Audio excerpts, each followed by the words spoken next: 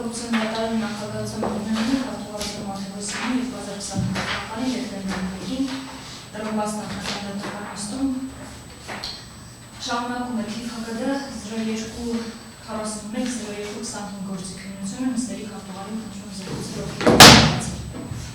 Հարգելի դատարան, նախնական դատական նիստին ներկայացել են հայցքերի գլխավոր դատախազության ներկայացուցիչներ Տիգրան Եղիքյանը և Կարմեն Ախունյանը, պատասխանող Դավիթ Ծառուկյանի ներկայացուցիչներ Վարդաստատ Ասատրյանը և Դավթ Հարությունյանը, Ջավահի Ծառուկյանի ներկայացուցիչ Լուսին Կարպեշանյանը և պատասխանողներ Տիգրան Մանուկյանի և Արմեն Մանուկյանի ներկայացուցիչ Իլոնա Միրզոյանը։ Չեն ներկայացել պատշաճ ցանցված մյուս պատասխանողները և եկեղեցի անձինք։ Ներկայացել է նաև իրավաբաններ Լրատվականի ներկայացուցիչ Վարդան Մանուչարյանը, միջնորդում է կատարել սույն դատական նիստի տեսանկարահանը։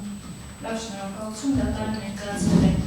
պարոն Մանուչարյանի անվանակարգը, ստուգեց վերադարձումը։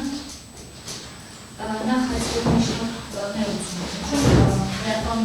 միջնորդությունը քննարկվի, հայցքերի ներկայացուցիչները կարս են համաձայնությունը տեսանկարահանում միջնորդությունը։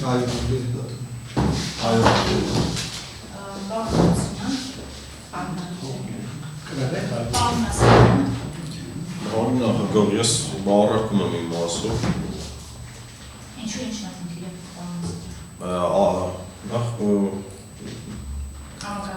համակարգչի տեղեկությունները, երկրորդն էլ այսօր վատառող չեմ, անկեղծ լինեմ, չեմ ուզի։ Ձեր տեսքը շատ շնորհակալություն։ Այդ դեպքում ուրեմն չեմ։ Գոնե մեջքից ոնց կհամարել մեջքից չնկա։ Մենք կարծիքին եմ, բայց համակարգիչը և սեղանի արկագրադրությունը չնկարում։ Այո, պարոն Հարությունյան։ Ես տարբերվող կարծիք չունեմ այս նկատի ունենալով դատավարության մասնակիցների կարծիքը, դատարանը թույլատվում է տեսանկարահանել դատական նիստը, պարոն Մանուչարյան, բայց պայմանով, որ համակարգիչների և հաստատքների բովանդակությունը չեն։ Դա վերաբերում է նաև հայցքերի ներկայացուցիչի կարծիքի։ Հայցքերի մասը սահմանափակ չէ ներկայացնում, հարգելի նախագահ, մեզ հետաքրքիր է։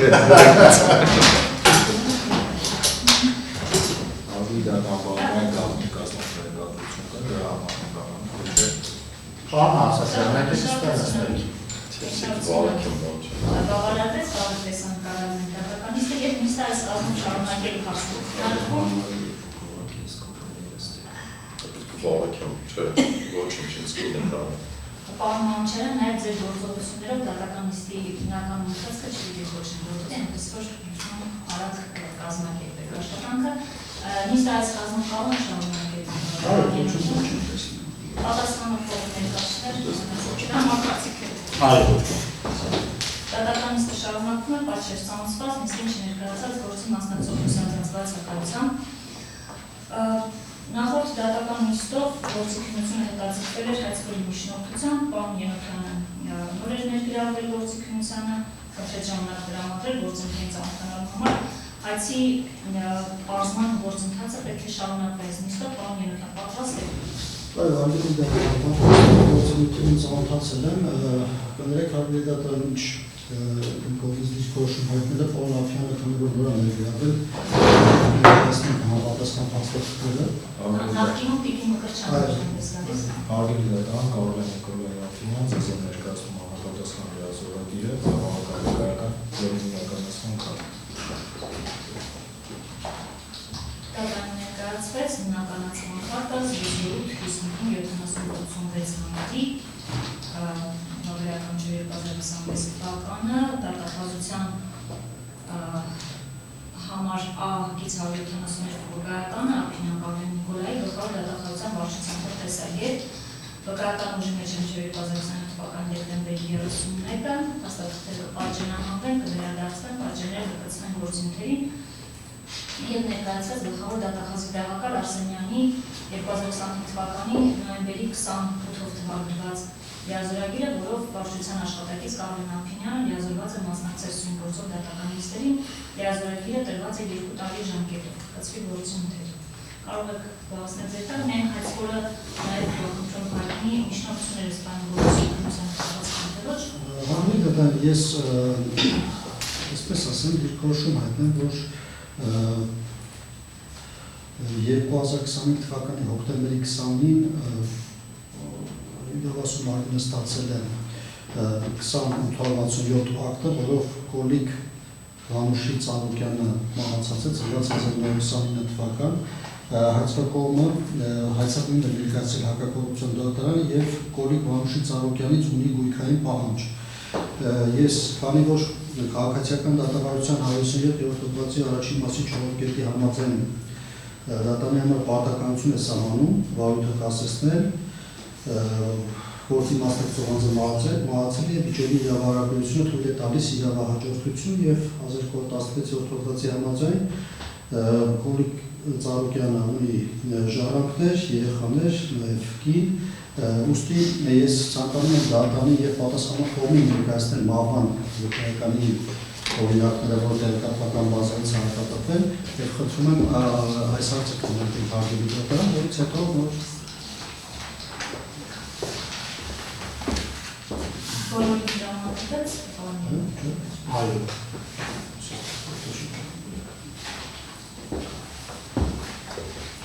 Դատարանը ներկայացվեց եւ կողմերի մահվան հետագայացման մասին 2067 համարի ակտի պատճենը 2020 թվականի հոկտեմբերի 20-ին նախացած անձի մասին տեղեկությունները նշված են Կոլիկ Վանուշի Ծառուկյան մահվան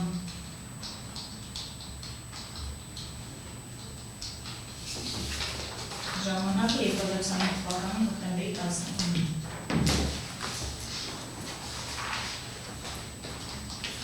Պարոն ձեր կողմից միջնորդություն ներկայացվեց։ Օբիգատան միջնորդություն զուտ քննարկելու այս հանգամանքը, քանի որ վարույթի ազդեցությունն է։ Վարույթի կասեցման հիմքերի հարցը։ Այո։ Իրավահաջորդների մասին տեղեկությունն է, պարոն։ Ոչ, այլ դրամի ուժերի համար, որոնք պայմանավորված հայցակողմը պետք է հասկանա ի վերջո պահանջը այս մասով պետք է ներկայացվի։ Չունեք իրավահաջորդների մասին տեղեկություն, դատարանը գտնում է, որ իրավահարաբերությունը թույլ է տալիս իրավահաջորդություն ու նկատի ունենալով, որ մահը գրանցվել է 2020 թվականի հոկտեմբերի 19-ին գործունեության ընթացքում, սա նշանակում է, որ իրավահաջորդության հարցը պետք է լուծվի եւ այդ մասով նոր պարոն Կոլիկ Ծառուկյանի դեմ ներկայացված հայցապահանջի քննությունը կարող է շարունակվել իրավահաջորդներին ներգրավելուց հետո։ Լավ, եւ հայցվորը չունի տեղեկություններ իրավահաջորդների մասին, եթե այս մասով դիրքորոշում ունեն կողմերը, պատասխանատու կողմերը, զուտ իրավահաջորդների մասով դեռ վաղ է խոսել, որտեղ հոկտեմբեր ամսին է այդ դեպքը գրանցվել։ Ուստի մեր օրենսդրությունը մինչև 6 ամսյա ժամկետ է սահմանում, դրանից հետո նոր ժառանգության վկայագրերի հանձնման ընթացակարգը նախատեսված, հետևաբար մինչև ժամկետը չլրանա իրավահաջորդների առկայության կամ բացակայության մասին օբյեկտիվորեն չեն կարող խոսել։ Այս ուղղակի որպես այդպեսին դիտարկում դեռ այսքան։ Լավ, ես ներկայացնում Այո, հարգելի դատարան, քանի որ քաղաքացիական դատավարության օրենսգիր գործի վարորդը կասեցնելու հոդվածը որոշ դեպքերի դատարանի համար սահմանում է իրավունք, իսկ որոշ դեպքերի համար պարտականություն, կարծում եմ անկախ նրանից որևէ կողմ միջնորդի կասեցնելու թե ոչ, դատարանի կողմից նման տեղեկատվության տիրապետում ինքնին բավարար է գործի վարորդը կասեցնելու համար։ Պարոն Յանկյանցի հարցը դատարանը գտնում է, որ Կոլիկ Ծառուկյանի դեմ ներկայացված հայցապահանջի մասով գործի վարորդը պետք է կասեցնել մինչև իրավահաջորդության հարցի լուծումը։ Ներկայացած մասով քննությունը շարունակելու է կապված հայցվորին ինչ դիրքորոշում է։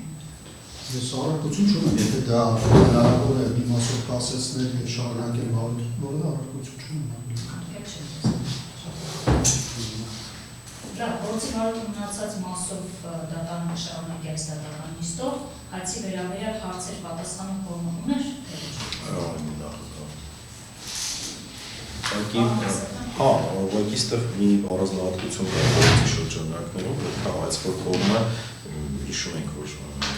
սահմանադրական դատարանի որոշումը նաև որոշ որոշակի անդրադարձ պետք է ունենալ այս որոշման վրա, դատարանը, այսինքն գնահատեց այդ հանգամանքը այնքանով, որքանով գործի առանձնահատկությունը թույլ է տալիս, բայց նաև իրավասու մարմիններ նախորդ ներկայացուցիչների դեմս պետք է բացի առարկայի փոփոխությունը ամենաառավազն դրամական միջոցների մասով, որովհետև այս գործի առանձնահատկությունը նաև նրան է, որ մի շարք ընկերություններ, որ եւ պատասխանողները հանդիսանում են բաժնետեր կամ որ իրական շահառու են այսպես ասած դիտվում, ստացել են շահաբաժիններ կամ հիմնադրել են եւ այդ ընկերությունների ստացած համապատասխան միջոցների որակները այս բանի դեռ պարզ չեն եւ քանի դեռ այդ հանգամանքները պարզ չեն մեր համար որոշակի առումով հայցնել պարզ չի վերջո այս բանի հայցը դատարանի կողմից սահմանված ծավալը ունի որոշակի վերապահումներ օբյեկտիվ, որը որ պետք է այդ պատասխանը տա հայցվող կողմը վերանայելով եւ գնահատելով թե որքան է վերջո համապատասխան ժամանակ հատվածի մասով եղել Գագիկ Ծառուկյանի կամ նրան փոխկապակցված անձանց միջոցներ, ընդհանուր օրինական միջոցները, դրանք ինչ ազդեցություն են ունեցել գործի վրա, որպեսզի ստանանք մենք այսպես ասեմ վերջնական հայցապահանջ, որտեղ այս պահին մեր բոլոր հարցադրումները թիվս արին դա հանգելու այն նրան, թե լավ այս պարագայում այս թվականից սկսած որքան է եղել ազդեցությունը, ինչքան է փոխվել ու ինչ փոփոխություն է եղել։ Այդ հարցերը օբյեկտիվորեն հիմա չունենք դրանց պատասխանները, կան մի շարք ընկերություններ, որը որ հենց համանadrական դատարանի գնահատման պետք է օրինական ճանաչված լիներ, դրանց մասով նախագահը արտահայտված դատաքննություն չի կիրառել, բայց դա որոշման կոնտեքստում այդ ընկերությունները օրինական ծագում ունեն։ Հիմա այդ օրինական ծագում ունեցող ընկերության միջոցները այս պահին հարցերի մի խումբը թե իրավասու մարմինը ինչ որակում է տալիս, այսինքն դրանք բաց են մնացել եւ իմ կարծիքով իրավասու մարմինը պետք է եւ պարտավոր է, որպեսզի խտրական վերաբերմունք չլինի նաեւ ի համեմատ մյուս գործերի, հստակեցնի պահանջը մենք էլ հասկանանք վերջնական ինչ պահանջ է ներկայացրել։ Նախագահը օբյեկտիվորեն այն ծավալը, որը որ արագացված դատաքննություն կիրառելու հիմք էր, կիրառել է, բայց հայցապահանջը հստակեցնելու օբյեկտիվ անհրաժեշտություն կա իմ կարծիքով։ Խնդրեմ հասկանանք մեր գործընկերները ինչ մոտեցում ունեն այս հրամասով։ Ըստ այդմ մեր արդեն հարցադրումների կառուցվածքը կամ բովանդակություններ կհստակեցնենք, պետք է նաև ներառվել այս դատական նիստի շրջանակները։ Առանցին հարցերին կանադառնանք։ Ուղղակի գլոբալ հարցը ես անկես լինեմ, այս պահին տրամաբանական, այսպես ասեմ, անջր պետք կա, դա վակուում կա, բաց կա գործի առաջ գնալու մասով, որը որ պայմանավորված է դատախազության դիրքորոշմամբ, դատախազությունը պետք է հստակ գնահատի վերջո այս բարի շրջանակներում գույքային պահանջը հատկապես դրամական մնացորդների արտահայտմամբ ինչ ազդեցություն է ունեցել գործի վրա, սկսած պաշտոնավարման սկզբից ընկերությունների վրա ինչ ազդեցություն է ունեցել, ընկերություններն էլ այդտեղ պատճառաբանություններ ներկայացվել, որ ներդրումներ են կատարվել, ներդրումների ծավալն էլ պետք է գնահատվի եւ պետք է հայցվորը նաեւ ասի, թե ի վերջո այդ ներդրումներ եթե եղել են, որքան են եղել եւ դրանց ով պայմանավորված հայցը ինչ ազդեցություն էլի պետք է կրի։ Այն հարցերի մասով, որոնց դատարանը անհրաժեշտ է արագացված դատաքննություն կիրառելու մասին որոշում, միջնորդության որոշում եւ նշել է, որ հնարավոր չի համարում արագացված դատաքննություն կիրառելու հնարավոր չի համարում մինչև պարզում է։ Այո, նա ձեր մոտ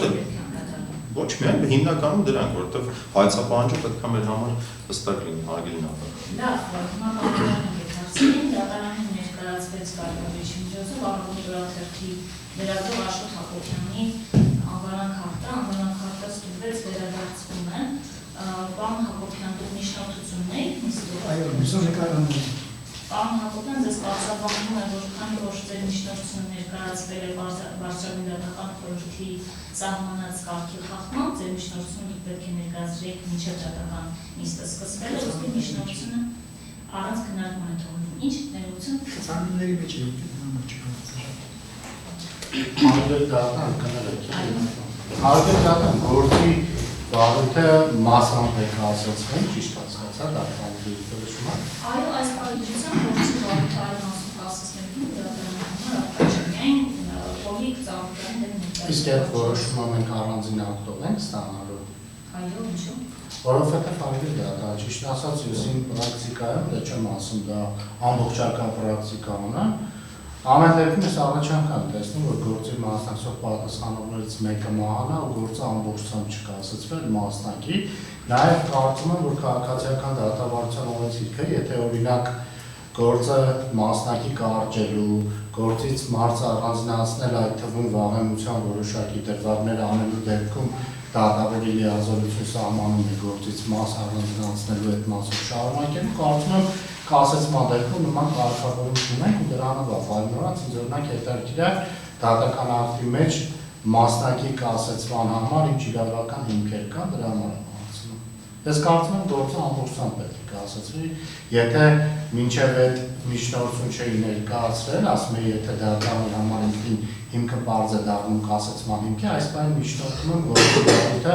ամբողջությամբ կասեցնեմ, որովհետև դատակ սահմանադրության 6-րդ հոդվածի ուժով դատանը պետք է լիազորված լինի սահմանադրությամբ կամ օրենքով անելու որոշակի գործողություն, իսկ մենք ի տարբերություն ձեզ պետական մարմնի պաշտոնատար անձ չենք, կարանք պահանջենք այն, ինչ մեզ օրենքը չի արգելում։ Ես ինքնին գտնում եմ, որ քաղաքացիական դատավարության օրենսգիրքի տրամաբանությամբ դատական պրակտիկայով չկա գետ մեկ դեպք, երբ պատասխանողներից մեկի մահը հիմքը լինի իր մասով միայն գործի բարիք կասեցնելու, ընդ որում ի տարբերություն այլ գործերի, արգել տվյալ դեպքում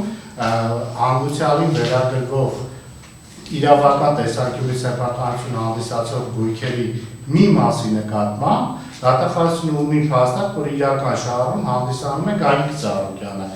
Բացի այդ կա նաև գույքերի շրջանակ, որը ուղղակի հենց իրենից եւ իր կնոջից ուզում են բռնականցել։ Հետևաբար այս պայմաններում, եթե հանգուցյալի մասով կասեցվում է, առնվազն պետք է կնոջ մասով կասեցվել, եթե գնում ենք մասնակի տրամաբանությամբ, որովհետև այդ գույքերը իրենից եւ կնոջից են պահանջում, բայց հաշվի առնելով կոնկրետ ապօրինի ծագում ունեցող գույքի բռնականացման մասային օրենքի նուրբ կարգավորումները, գույքի իրական շահառու, փոխկապակցված անձ եւ այլն, կարծում եմ մեկնաբանման տեղիք նույնիսկ օրենսդիրը չի տալիս, հետեւաբար միջնորդում եմ գործի վարույթը ամբողջությամբ կասեցնել։ Լավ, անդրադառնանք ձեր միջնորդությանը, պարոն Հարությունյան։ Ընդունում եք, որ ձեր վստահորդի դեմ ներկայացված հայցապահանջների մասով գործի վարույթը կասեցնելու հիմք կա այն պատճառաբանությամբ, որ նույն հիմքով Գագիկ Ծառուկյանի մահվան փաստի կապված կանոնություն։ Այո, արմատական, տեսեք, ես ուզում եմ որ գույքերի իրական շահառու է դիտվել Աջնդական, հեսա հաղթած ձեր հարցերի պատասխանը, բայց նախքան այդ հարցին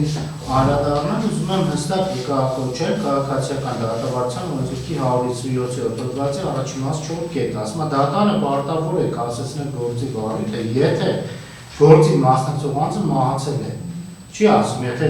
կասեցնել այն անձի մասով, ով մահացել է։ Սա ինքնին ենթադրում է, որ յուրաքանչյուր պատասխանողի մահվան դեպքում դատանը պարտավոր է կասեցնել գործի վարույթը։ Սա որպես իմ իրավական դիրքորոշում, ինչ վերաբերում է արգել դատաձեր բարձրացրած երկրորդ հարցադրմանը, ապա թույլ տվեք ձեր ուշադրությունը հրավիրեմ հայցադրումի 139-րդ էջի վրա,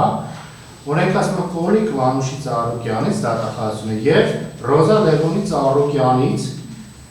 տվյալները դե չեմ վկայակոչում,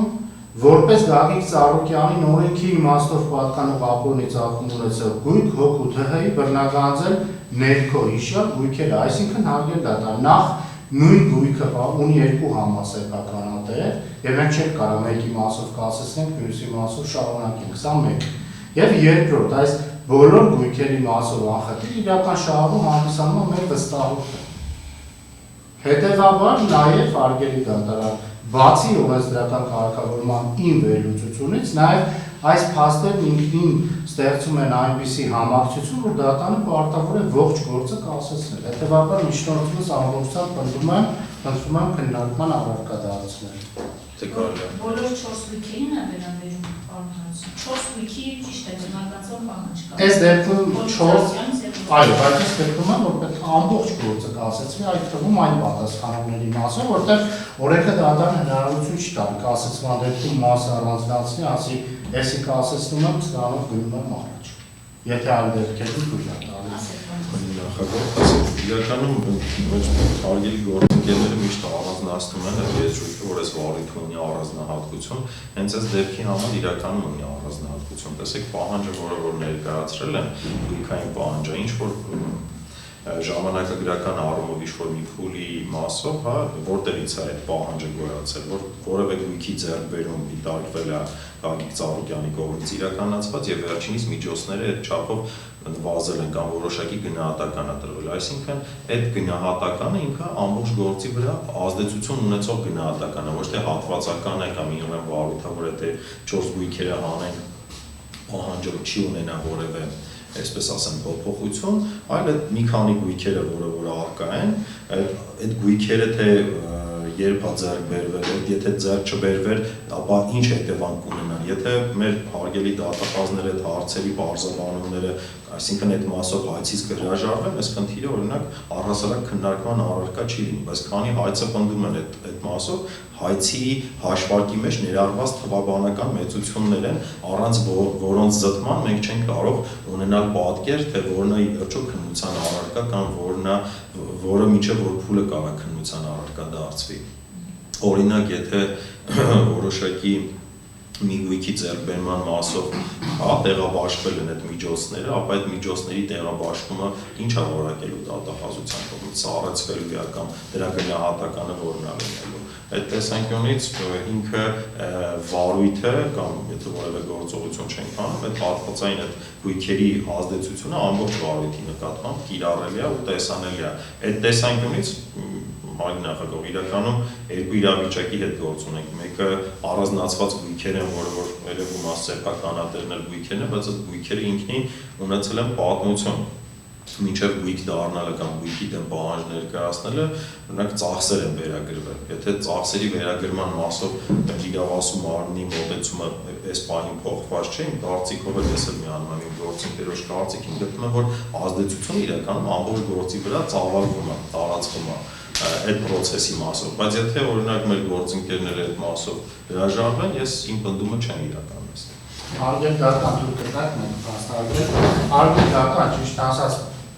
փորձում էի մտաբերել, տենց լավ չստացվեց, եթե չեմ սխալվում, հենց հակակոռուպցիոն դատանի վարույթում գործերից մեկով, եթե չեմ սխալվում, Սեյրան Օհանյանի գործով պատասխանողներից մեկը գործի քննության ընթացքում մահացել է եւ գործի վարույթը կասեցվել է ամբողջությամբ, հետեւաբար դատական օրենսգիր սահմանադրական օրենքի տրամաբանությամբ դատարանի եւ օրենքի առջեւ հավասարության սկզբունքի ապահովումից բխում է նաեւ մեր նկատմամբ իրավական նույն ակնկալիքի, լեգիտիմ ակնկալիքի ապահովումը, այսքանը։ Հարգելի դատան, ես նույնպես միանում եմ միջնորդությանը եւ այստեղ ցանկանում եմ մեկ հանգաման եւս վկայակոչել։ Դիցուք եթե միայն կասեցվի Կոլիկ Ծառուկյանի ուղղված պահանջի մասով, այստեղ նաև նրա իրավահաջորդների հետ կապված խնդիր կլինի, մենք չգիտենք ովքեր են իրավահաջորդները, ովքեր են հանդես գալու իրավահաջորդության կարգավիճակով, եւ եթե գործը մյուս մասերով շարունակի քննվել, առնվազն իրավահաջորդներն են զրկված լինում այդ մնացած մասով, որը որ քննվել է, գործին մասնակցելու եւ դիրքորոշումներ հայտնել։ Հնարավոր է լինեն իրավահաջորդներ, ովքեր ներգրաված չեն գործի քննությանը, մենք չգիտենք այդ ժառանգների ցանկը ներգրաված են գործի ներգրաված չեն, ովքեր են ներգրաված լինելու եւ ամբողջովին միանալով գործընկերներից այն հայտարարությանը, որ գործը չի կարող մասով կասեցվել, առավել եւս առանձնացված մասով չունեն, մեկ ամբողջական գործ է քննվում եւ օրենքն է պարտադիր պայման է նախատեսում հենց մեկ անձիմական դեպքում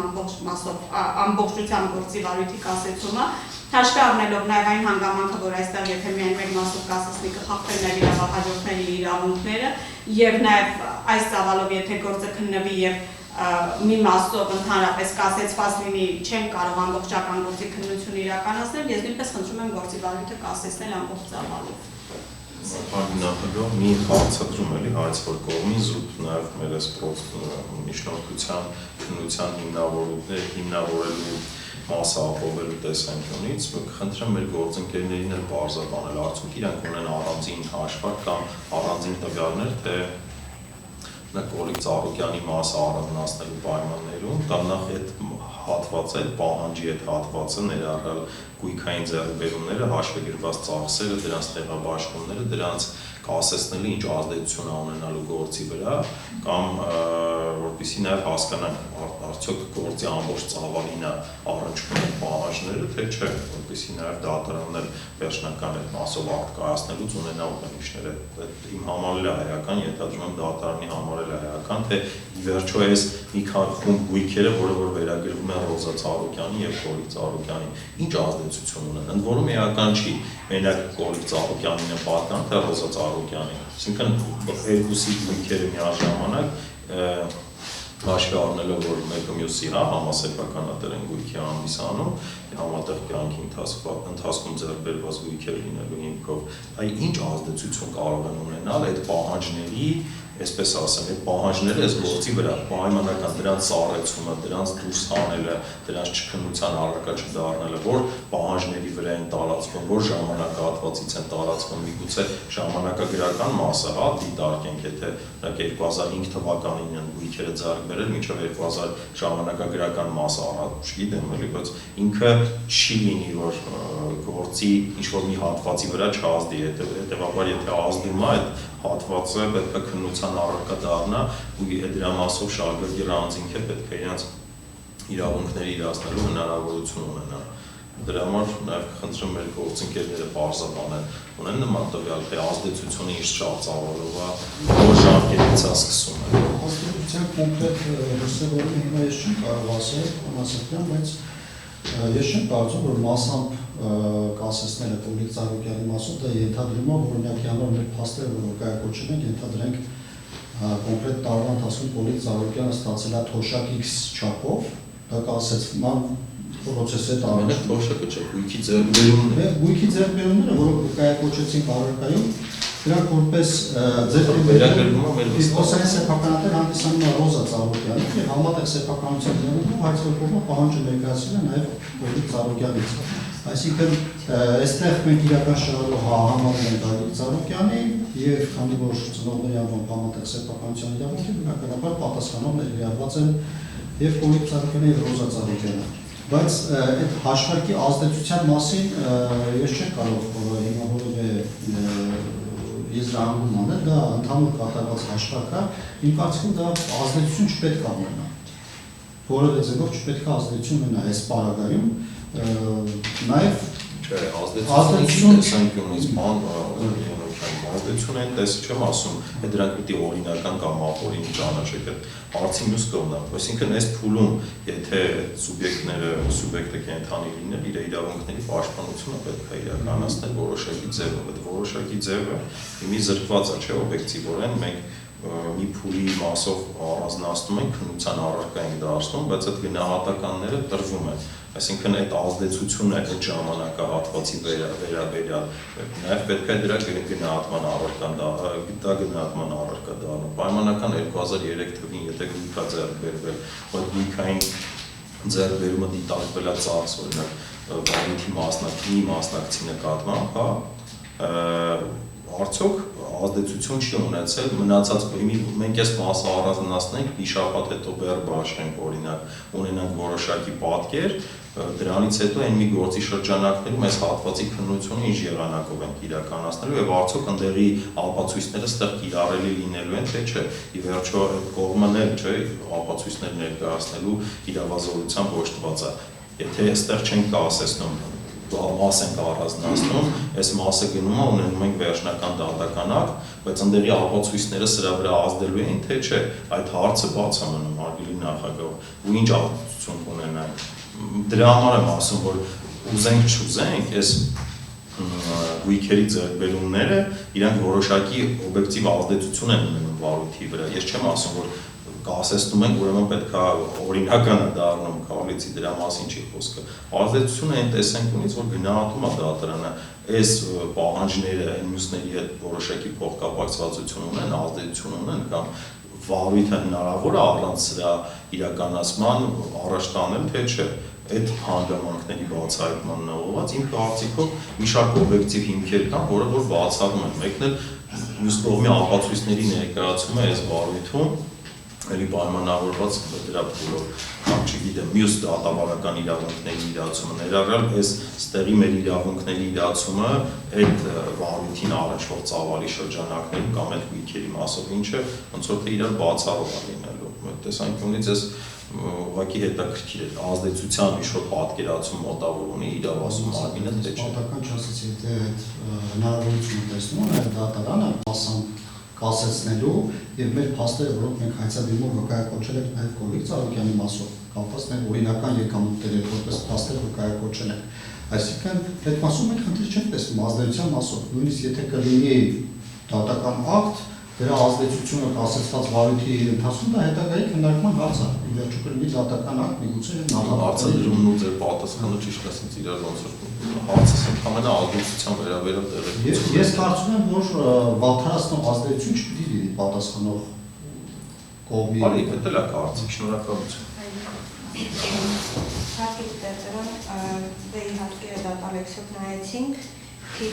0014-22 քաղաքացիական գործով հակակոռուպցիոն քաղաքացիական դատարանում 14/01/25 թվականի որոշմամբ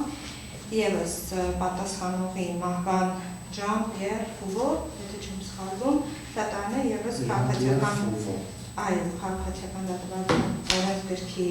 կարգավորումներով ամբողջությամբ կասեցրել է գործը մինչև իրավահաջորդության հարցի լուծումը եւ հաշվի առնելով եւ դատախազների պատասխանները ես գտնում եմ որ որևէ հիմնավորում որևէ ինչ-որ տրամաբանություն առկա չէ որովհետեւ անձը մահացել է շատ հնարավոր է որ այո միջև իրավահաջորդները բարձվի կարող է այդ մարդը իր կամքով ինչ որ այլ մարդու կտակ է թողել եւ վաղ մյուս օր խնդիր կարող առաջանալ լրիվ ուրիշ օտար մարդը հայտնվի որպես ասենք պատասխանողի իրավահաջորդ եւ բնականաբար իմ կարծիքն է որ ամբողջությամբ գործի վարույթը պետք է կասեցվի մինչեւ համապատասխան հարցի վերջնական լուծումը քանի որ դա կարող է շատ տարակարծություններ, խնդիրներ, խնդիրներ առաջացնել գործի հետագա լուծման համար։ Այսքանը։ Գործի որոշ ամբողջությամբ կասեցնելու միջնորդության քննարկման շրջանակներում դատարանը անհրաժեշտ է համարում պարզել Գորիկ Ծառուկյանից եւ Ռոզա Ծառուկյանից հայցապահանջով հայցի առարկայով պահանջվող գույքերի 4 միավոր գույքերի մասով հայցի փաստական հիմքերը պահանջելուք են։ Ընդհանուր քանի որ ծավալում է հայցադիմումը շատ 100-ից ավելի ավելի հստակ դուք եթե ժամանակ պետք լինի հարցին պատասխանելու համար դատարան կտրամադրի հիմքերը նշենք հիմքերը ամեն գույքի մասով հայցադիմի մեջ ինչ է կագրի դատարանի 17-ով Արդյոք դատարան կալան բավել համարել են փաստարկել Արդյոք դատարան տեսեք քանի որ մեր հարգելի գործընկերը կասեցման գործի քննության հնարավորության անհնարինության թեման նաև բարձրացում մասնակի դեպքում ես հատուկ ուզում եմ ևս մեկ անգամ ընդգծել եթե քաղաքացիական դատավարության օրենսգրքի 157-րդ հոդվածի առաջին մասի առաջի կետը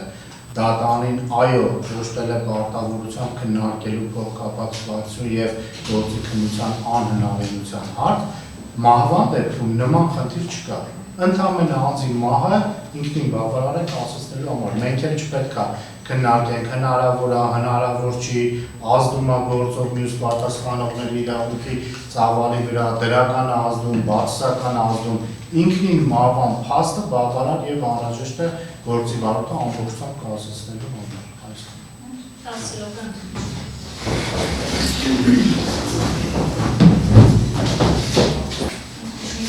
Կարող եմ նորից միջնորդել։ Շարունակվում է դատական նիստը, ասեք պարոն Հակոբյան։ Ես նոր նիստի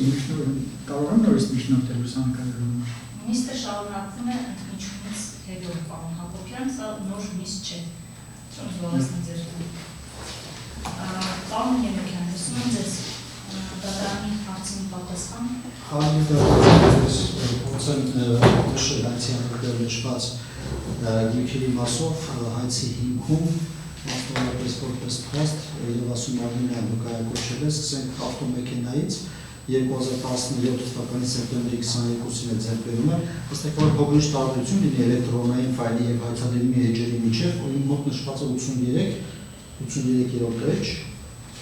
խոսքը 2017 թվականի գործարքի մասին է։ 2017 թվականի վերլուծությունը այստեղ հայցում 81 է։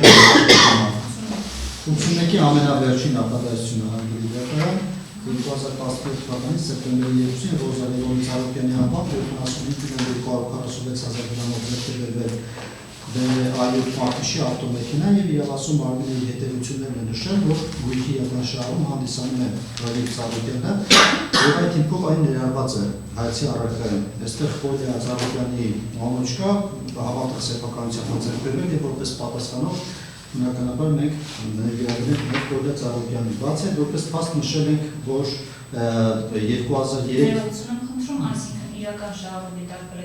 Ծառուկյանը եւ ընտանիքի օրինական դրամական միջոցներն եք հաշվարկել ավտոմեքենա ձեռք բերելու պարտությամբ։ Այո, ամբողջ ընտանիքի։ Բաց այդ որպես փաստ նաև վկայակոչել ենք, այստեղ 18-րդ փուլում Խորիա Ծառուկյանի օրինական եկամուտների մասին կա նշում, որ Խորիա Ծառուկյանը 2003 թվականի օգոստոսի 5-ից 2015 թվականի հոկտեմբերի 1 աշխատել է Մուլտի ագրո գիտահետազոտական կենտրոնում ընկերությունում, որտեղից ստացել է եկամուտներ, դա մենք հաշվարկել ենք, բացի այդ արդեն գործերտ 37-ում որպես փաստ վկայակոչված է, որ 2003 թվականի հոկտեմբերի 1-ին Ռոզա Լևոնցարոկյանի անվամբ 38,400,000 դրամով ձեռք է բերվել Մուլտի ագրո գիտահետազոտական կենտրոն ընկերության 30% բաժնեմասը, այս բաժնեմասը ևս առարկայում ներառված է եւ դիտարկվել է, որ իրական շահառուն Գագիկ Ծառուկյանն է, համապատասխան Իավասու հետևությունները ներկայացված են, մասնավորապես Ռոզա Ծառուկյանը չուներ օրինական եկամուտներ այդ չափ բաժնեմաս ձեռք բերելու համար։ Հաջորդ գույքի մասով փաստերը 2012 թվականի սեպտեմբերին ինչ է հաջորդ գույքի մասները։ Ինչ է տարբերությունը, որ Մուլտի ագրո գիտահետազոտական կենտրոնի բաժնեմասի ձեռքբերման ժամանակ դուք հաշվարկել եք միայն Ռոզա Ծառուկյանի օրինական եկամուտի աղբյուր միջոցներ ունենալ չունենալու հանգամանք միայն եւ ոչ ընտանիքի։ Չէ, ընտանիքին բոլոր դեպքերում հաշված։ Ուղղակի որպես փաստ նաև վկայակոչում ենք, որ Խորիա Ծառուկյանը աշխատել է այդ Մուլտի ագրո գիտահետազոտական կենտրոնում։ Ռոզա Ծառուկյանի անվամբ այն բաժնեմասը 30% ձեռք բերելուց հետո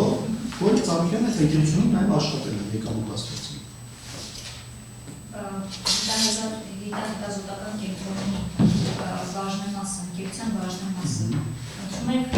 բնականաձև Ռոզա Ծառուկյանից եւ Խորիա Ծառուկյանից, ճիշտ է։ Այո։ Բաժնեմասի ձեռքբերման օրինականություն բազելու համար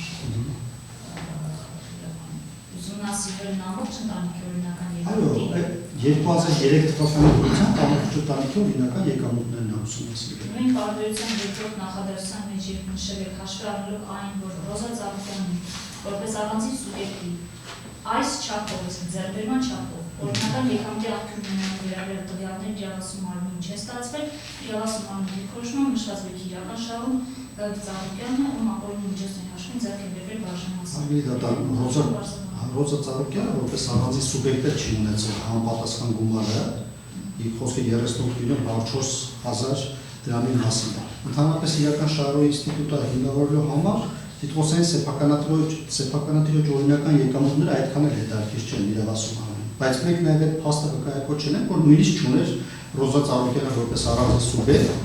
այդքան օրինական եկամուտ, որպեսզի մենք համարենք, որ դա կարելի լիներ Ռոզա Ծառուկյանին։ Դա, բայց պարզապես երբ ասում եք նաև դա եք նկատի ունեցել այդ տարբերությունից, տվյալ բաժնեմասի ձեռքբերման կապված տարբերությունից պարզ չէր, որ դուք նաև ընդհանուր եք, չէ, ընդհանուր դիտարկված է Գագիկ Ծառուկյանի։ Հաջորդ գույքի մասով 2012 թվականի սեպտեմբերի 6-ի գործարքները կապվում գործերտ 63։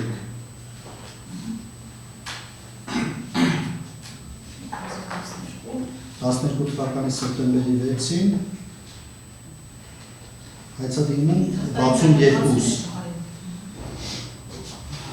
Այստեղ նշել ենք, որ սեպտեմբերի 6-ին Ռոզա Ծառուկյանի անվամբ 10.250.000 դրամով ձեռք է բերվել Գեղարդ Մինքի մարզի Ծովակ համայնքի 6-րդ փողոցի առաջին նրբաստի 6 հասցեի արտադրական շինությունը 713 քառակուսի մետր չափսերի եւ այստեղ կրկին նշել ենք, որ Գագիկ Ծառուկյանը հանդիսանում գույքի իրական շահառում մեծամասամբ մոտ 98-58%-ով ձեռքբերման պահին Գագիկ Ծառուկյանի ընտանիքի անդամները չեն ունեցել համապատասխան գումարը այս գույքը ձեռք բերելու համար այն հայցի առարկայում գրաված է եւ վերջի առարկայում նշված գույքը Գոլյակ Ծառուկյանի համատեղ սեփականությամբ 2016-ի փետրվարի 11-ին գործակալներից է Ռոզա Ծառուկյանի անվան փոխեցին 15 միլիոն դրամի որտեղ 70 չէ ոնց է 2016 թվականին 77-րդ թերթի ամենավերևի հատվածում հարգելի դատան 2016 թվականի փետրվարի 11-ին Ռոզա Ծառուկյանի անվամբ 15 միլիոն դրամով ձեռք է բերվել Արարատի մարզի Սուրենավար համայնքի հողամասը 3.5 հեկտար։ Որին հողամասի իրական շահառում դիտարկվել է Գագիկ Ծառուկյանը եւ ձեռք բերման պահին գումար չի բավականացրել այս հողամասը ձեռք բերելու համար։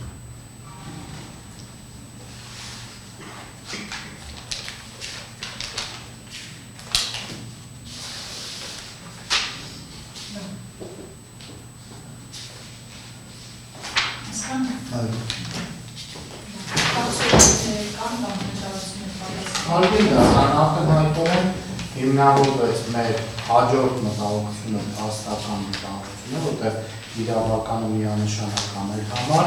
որ ամեն դեպքում հաշվարկի հիմքում դրվել է ամբողջ ընտանիքի եկամուտ ծախս հարաբերակցության արդյունքում ըստ իրենց մնացած դրամական միջոցները, հետևաբար սա կրկին անգամ փաստում է այն մասին, որ մենք չենք կարող շարունակել գործի քննությունը եւ ողջ ծավալով գործը պետք է կասեցնել։ Անձին արտակարգում օրինակ ինձ թվում է ոչ բոլոր փաստերը կոչվեցին հայցքերի կողմից,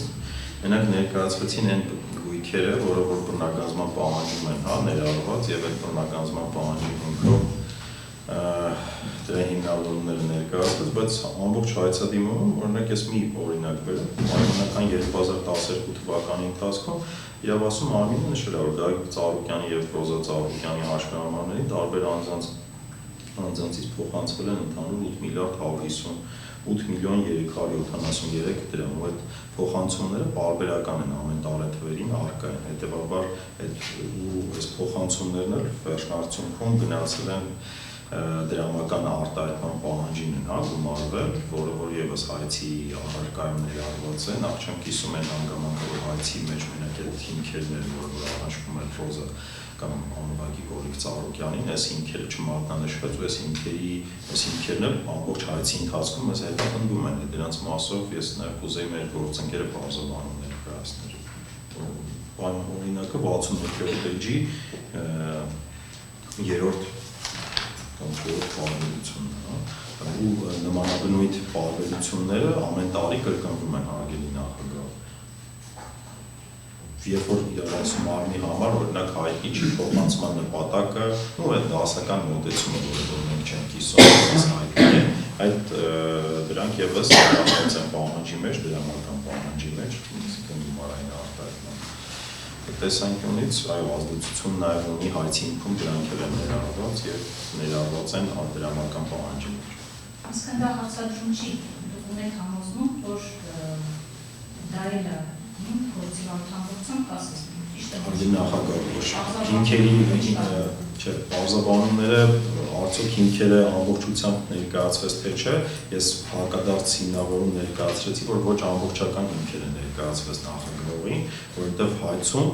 ամբողջ հայցի ընթացքում առնվազն այս պարբերությունները ամեն տարվա մասով կրկնելի են։ Օրինակ հենց 2012 թվականին երևում է նախ չի տեղաբաշխված առանձնացված թե Ռոզա Ծառուկյանի ու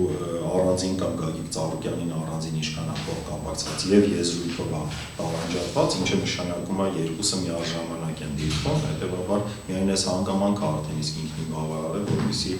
այսինքն ավելի վաղ ներկայացրած հիմնավորումները հիմնավորումներում 5 ծառ է եւ նաեւ մեր գործընկերոջ կողմից ներկայացրած հակափաստարկներին էլ դեմ հանդես գալու տեսանկյունից ընդհանրապես այն հակափաստարկներ, որ դրանք չեն բնավ միայն, այլ հիմնական հակափաստարկները կամ փաստարկները, որը դրված են հայցի հիմքում, սրանք էլ են, որը որ չարձանագրվեց եւ էական նշանակություն ունեն գործի լուծման համար։ Ի վերջո, չգիտեմ, 100-200 դրամի պահանջի մասին չի խոսքը, կոնկրետ այս մի տարի թվի մասին, մենակ 8 միլիարդ 100 միլիոնի մասին է խոսքը։ Առանց հարցին անդրադառնալու դատարանը միջնեկությունը հիմնավոր է համարում, որ գործի բարույթը ամբողջությամբ կասեցնելու մի առկա քաղաքացիական դատավարության անձնքի 157-րդ հոդվածի առաջին մասի 4 կետով նախատեսված մինչև Պոլիկ Վանուշի Ծաղուկյանի իրավահաջորդության հարցի լուծումը, որ զորավարի ենթակայ կասեցման եւ այդ մասին կայացվի առանձին դատական ակտերով որոշում ուղարկվի գործի մասնակցող անձից։ Եթե չկան հայտարարություններ կամ այլ միջնորդություններ, որոնք ենթակայ են քննության լիստով չկան։